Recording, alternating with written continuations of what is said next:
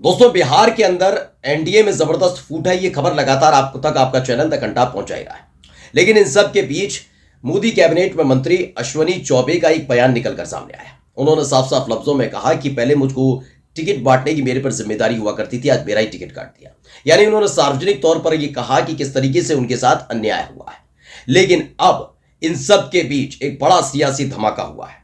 खबर यह तक निकल कर आ रही है कि हो सकता है कि भारतीय जनता पार्टी और खासकर मोदी का यह कमांडर लालू प्रसाद यादव के परिवार का साथ दे दे। ये बात मैं क्यों कह रहा हूं, क्योंकि आज मैं आपको दिखाऊंगा कि जैसे ही अश्वनी चौबे ने सार्वजनिक तौर पर कहा कि ब्राह्मण होना शायद मेरा ये कसूर है, उन्होंने बताया कि पहले मैं टिकट बांटा करता था, आज मेरी टिकट कट गई, ये तमाम चीजें कही जा रही थी।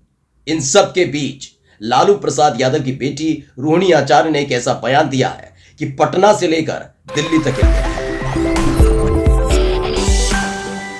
नमस्कार, मैं हूं प्रज्वल गौतम और आप देख रहे हैं द कंटाप। लोकसभा चुनावों की तारीखों का ऐलान, एनडीए की सीटों का ऐलान, महागठबंधन में लगातार सीटों का ऐलान किया ही जा रहा है। ऐसे में मीसा भारती भी चुनाव लड़ रही हैं और इधर रोहिणी आचार्य सारण से चुनाव लड़ रही हैं। अभी दो सीटें बहुत हॉट सीट भी मानी जा रही हैं और इसलिए मानी जा रही है कि 40 सीटों का सपना शायद मोदी जी का टूट सकता है, नीतीश कुमार का टूट सकता है कि 40 की 40 सीटें बिहार में जीत ली जाए। लेकिन सपना सिर्फ वही नहीं, कई और सीटें ऐसी है जहां पर बगावत तेज हो गई है। पहले मैं आपको अश्वनी चौबे जो मोदी सरकार में मंत्री हैं उनका बयान सुनाने जा रहा हूं। बक्सर से सांसद हैं लेकिन उनका टिकट काट दिया गया है और मिथिलेश तिवारी को टिकट दिया गया। उसके बाद उन्होंने क्या कुछ कहा, पहले वो बयान सुनना बहुत जरूरी है। पहले बयान। और मैंने जन्म से संघर्ष ही हमारा जीवन है, संघर्ष और सत्य ही हमारे जीवन की पूंजी रही है। और आप चिंता मत करिए, हम नाराजगी नहीं होते। नाराज मैं क्यों हूं? नाराज तो वो लोग होंगे जो लोग तो इसके बाद जैसे ये बयान निकलकर सामने आया तो पत्रकारों ने पूछा, रोहिणी आचार्य से सवाल भी किया गया कि भाई क्या है ये, क्या अश्वनी चौबे का टिकट काट दिया गया है। इस पर देखिए खबर क्या निकल कर आई है। रिपब्लिक भारत ने छापी खबर कि अश्वनी चौबे को लेकर आरजेडी प्रत्याशी रोहिणी आचार्य का आया बड़ा बयान, कहा अंकल को प्रणाम करते हैं। क्या है खबर? रोहिणी आचार्य ने एक सवाल के जवाब में कहा अश्वनी चौबे अंकल को प्रणाम करते हैं। मैं उनसे निवेदन करती हूं कि मेरे लिए सारण में चुनाव प्रचार करें। अपने लोकसभा क्षेत्र में प्रचार के लिए रवाना होने से पहले आरजेडी कैंडिडेट यानी कि रोहिणी आचार्य ने यह बात कही। और अगर आपको लग रहा है नहीं ये तो ऐसे ही कह दिया गया, नहीं, अंदर खाने यही खेल खेले जाते हैं। मैं खासकर उत्तर प्रदेश और बिहार की राजनीति को लेकर दावा कर सकता हूं कि जो जैसा दिखता है वैसा होता नहीं है। और ये खेल केवल मैं ये नहीं कहूंगा कि बीजेपी के साथ ही है, ये हर दल में होता है। ऐसा लगता है कांग्रेस के नेताओं को कि ये विधायक, ये सांसद तो हमारे साथ है, लेकिन पता लगता है ये तो बदल गए। आरजेडी को भी यही लगा था ना, 12 फरवरी को 3 विधायकों ने धोखा दिया ना, ठगा ना, करी ना बगावत। तो ऐसे ही बगावत हो रही है, क्योंकि देखिए आपने भी बयान सुन ही लिया उनका कि किस तरीके से नाराज चल रहे हैं। ऐसे में रोहिणी आचार्य का ये बयान कि अंकल आप मुझे आशीर्वाद दीजिए, आप यकीन मानकर चलिए कि बिहार की अस्मिता से जुड़ी हुई चीजों को लेकर बिहार के तमाम नेता एक साथ खड़े हुए। मानिए मत मानिए, लेकिन यह बात हकीकत है। और जिस तरह का रवैया मोदी शाह की तरफ से बिहार को लेकर अख्तियार किया जाता रहा, जिस तरह की शब्दावली का इस्तेमाल किया जाता रहा, हाल ही में नीतीश कुमार जब से बीजेपी के साथ आए तो तब से बिहार में अलग तरह की स्थिति है, क्योंकि मोदी और शाह को या फिर इन बड़े नेताओं को आकर जनता को जवाब देना नहीं पड़ता। जवाब किन्हें देना पड़ता है? अश्वनी चौबे जैसे नेता, बीजेपी के स्थानीय नेता, इन लोगों को आगे आकर जवाब देना पड़ता है। आप एक तरफ कहते हैं कि नीतीश कुमार इतनी गंदी लैंग्वेज का इस्तेमाल करते हैं जो उन्होंने सदन में बैठकर कहा था, और उसके बाद जैसे ही मौका मिलता है तो सत्ता के लिए आप नीतीश कुमार से हाथ मिला लेते हैं। ये काम आपने किया ना, किया ये आपने काम। तो ये इसी बात को लेकर है कि अंदर खाने आप कर सकते हैं तो हम भी कर सकते हैं। आगे जो लिखा है पहले पढ़कर बता देता हूं। अश्वनी चौबे की नाराजगी रोहिणी के जवाब। इंडिया अलायंस के मुताबिक, ये तो इंडिया अलायंस लिखते हैं, मैं इंडिया कहूंगा, इंडिया के अलायंस के मुताबिक केंद्रीय मंत्री अश्वनी चौबे टिकट बंटवारे से खुश नहीं है। उनका बक्सर से टिकट कट गया है, जिसे लेकर बीजेपी से खफा है। हालांकि जब उनसे इस बारे में बात की गई तो बोले कि भारतीय जनता पार्टी के समर्पित कार्यकर्ता हैं, ये कहा भी जाता है, और पार्टी हित में लगातार काम करते रहेंगे। भारतीय जनता पार्टी ने केंद्रीय मंत्री चौबे की जगह मिथिलेश तिवारी को टिकट दिया है।